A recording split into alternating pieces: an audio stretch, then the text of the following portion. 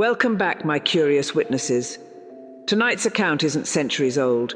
It's recent, documented, and repeated by multiple drivers who never met.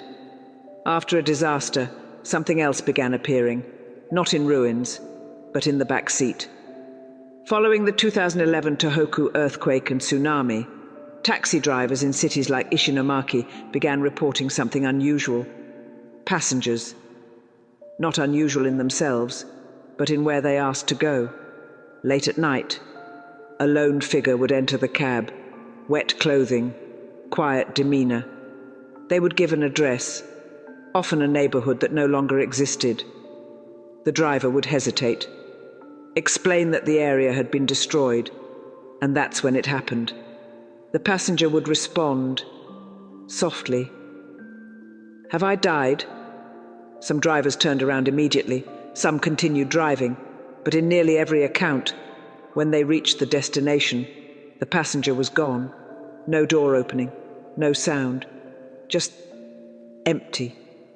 And yet, the meter was still running.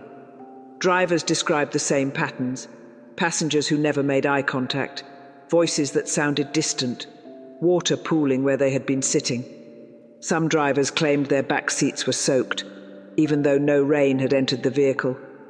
Others said something colder, that the car itself felt heavier, as if carrying more than one presence. These weren't stories passed down over generations. They were recorded, interviewed, documented by researchers studying post-disaster experiences. Taxi companies even acknowledged the reports, choosing to reimburse drivers who claimed they had transported passengers who never paid. Not because they believed the stories, but because too many of them sounded the same. Some believed these were spirits, trying to return home.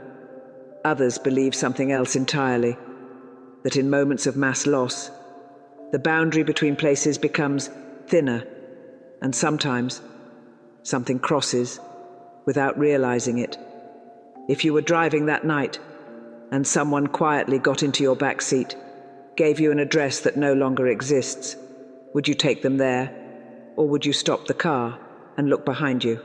If you want the accounts that didn't end quietly, or what some drivers claim followed them home, comment part 2 below. Some passengers don't need a destination, they just need to be carried.